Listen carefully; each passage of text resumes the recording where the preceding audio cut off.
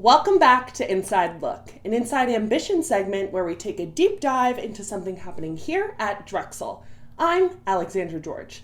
And before you click away to a video of the actual John Oliver, please make sure that you're subscribed to our channel and following us on Twitter, TikTok, and Instagram. Today, we're talking about sex. Don't worry, I'm not here to give you the birds and the bees lecture and leave you never looking at your parents the same way again for 4 to 7 business days. I want to talk about sex as college students, how it really happens. Somehow, as college students, we are always talking about sex. Hookup culture is real, but at the same time, we are not talking about the very serious dangers that come with it. No, not chlamydia. Well, yes, that, but we can talk about that another time. We have all heard stories of someone or some 2 or some 10 people who engage in problematic behaviors. Take 1 second to think. It probably won't even take you that long to think of someone rumored to be a serial abuser. We have all heard stories, or perhaps you just have a gut feeling about someone that rubs you the wrong way. Or maybe you yourself are a survivor and you know a little bit too well what I'm talking about. Now, let's take an inside look.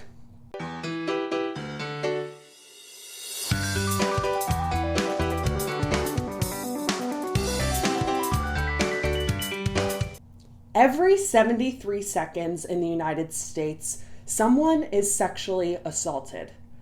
1 in every 4 college women will be sexually assaulted during their undergrad, as well as 1 in 16 men. That doesn't even take into account the much higher rates of sexual violence for people of color and members of the LGBTQ+ community. And out of all of these cases, only 1 in 5 people formally report. At least 68% of all rape cases are never reported, and only 6% of those that are result in a prison sentence. This is such a big issue that we have addressed it on our channel twice before. Maybe if you people watched our videos, we wouldn't have to keep talking about this.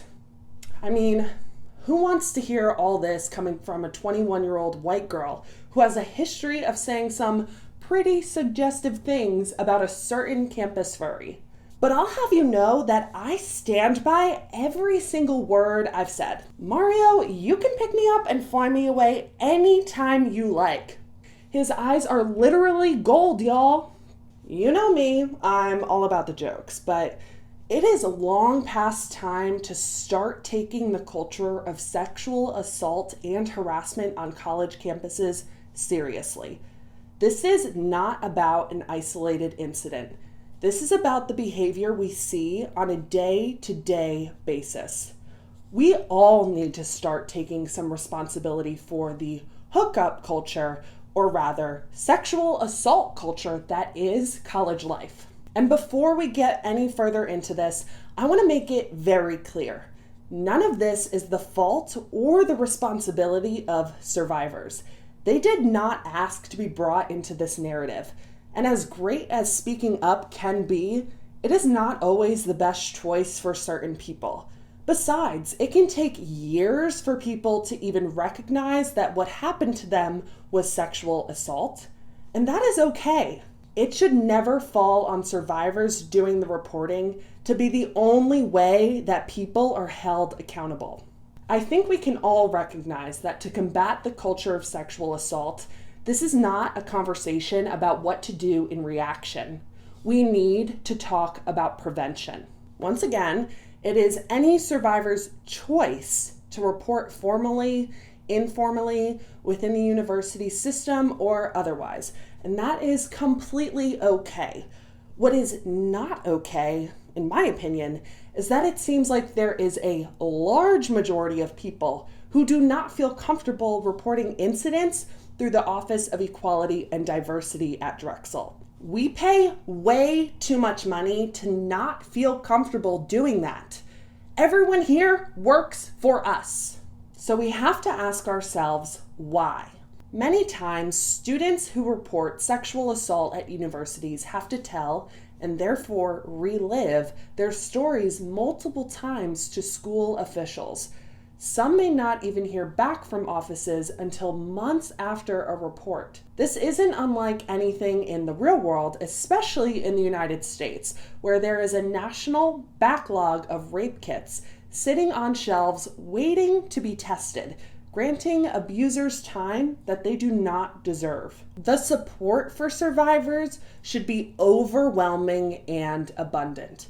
And the university's climate should be very much against supporting abusers.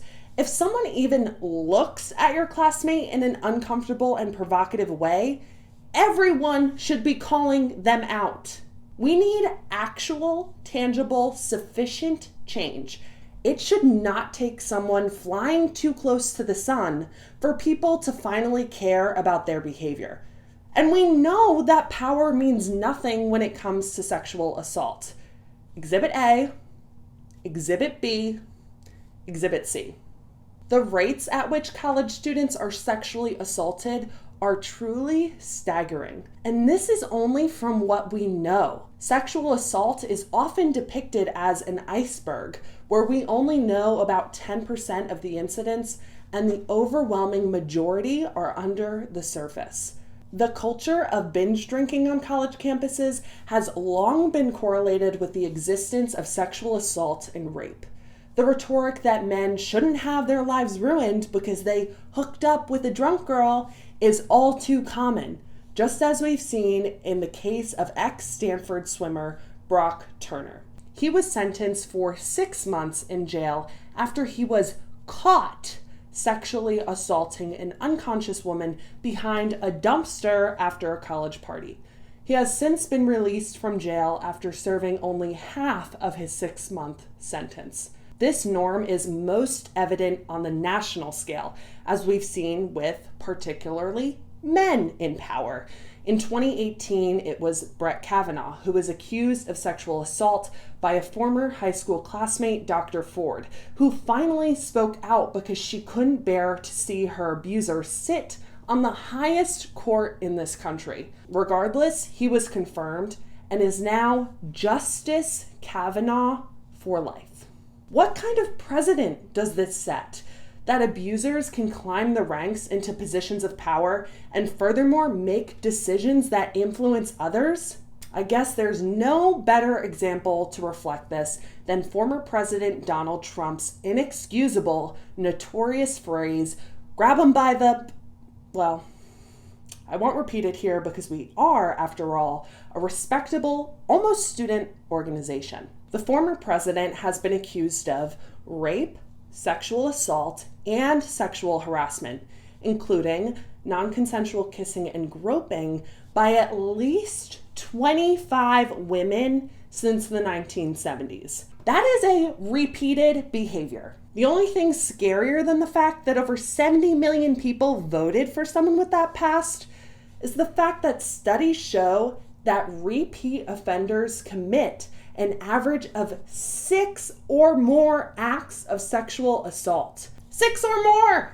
Regardless of a survivor's gender identity, the rapist is male 99% of the time. In fact, a man is more likely to be a survivor of sexual assault than they are to ever falsely be accused. Fraternity members are 3 times more likely to rape than non-fraternity members. And on average, college athletes represent only 4% of the student population, but commit 19% of sexual assaults. Who would have thunk? Institutions in power messing with people's ability to treat other humans with respect? How peculiar. The most prevalent date rape drug is, you guessed it, alcohol. At least 50% of college student assaults involve alcohol, yet 80 to 90% do not report it. This does not mean that we should shame survivors for drinking, but rather address the binge drinking climate that we as college students have perpetuated. The point of this episode is not to strain my voice or make you listen to an angry rant that offers no call to action. Even though I am angry, I am ranting, and I am going to need a hot tea with lemon after I finish taping, I am standing before you sitting as someone who wants change. College students typically fail to report instances of sexual assault for the following reasons. First, fear that the university won't believe them or that they will be shamed. Second, that thinking the situation is not serious enough or was their fault. And lastly, some are worried that their report will not be treated confidentially and that the university won't take any action. The truth is that mechanisms of reporting are not easy nor friendly towards survivors. Just like how the IRS makes it complicated for you to actually understand what you're doing when filing taxes. Accessibility is key. Drexel, I'm looking at you. There is an ongoing disparity between people getting assaulted and people reporting, and it shouldn't be that way.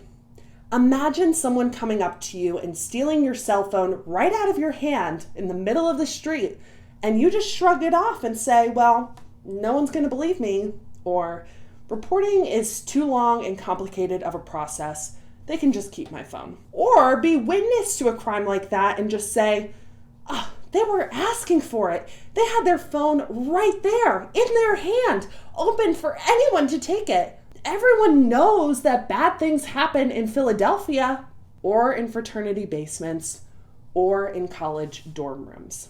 So, after my long-winded metaphor, the call to action is adopt transparent and robust disciplinary procedures and sanctions.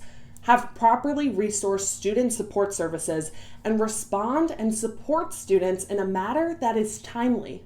And lastly, develop a range of ongoing prevention strategies reinforced by visible university leadership that cultivate an inclusive, diverse, and equitable campus.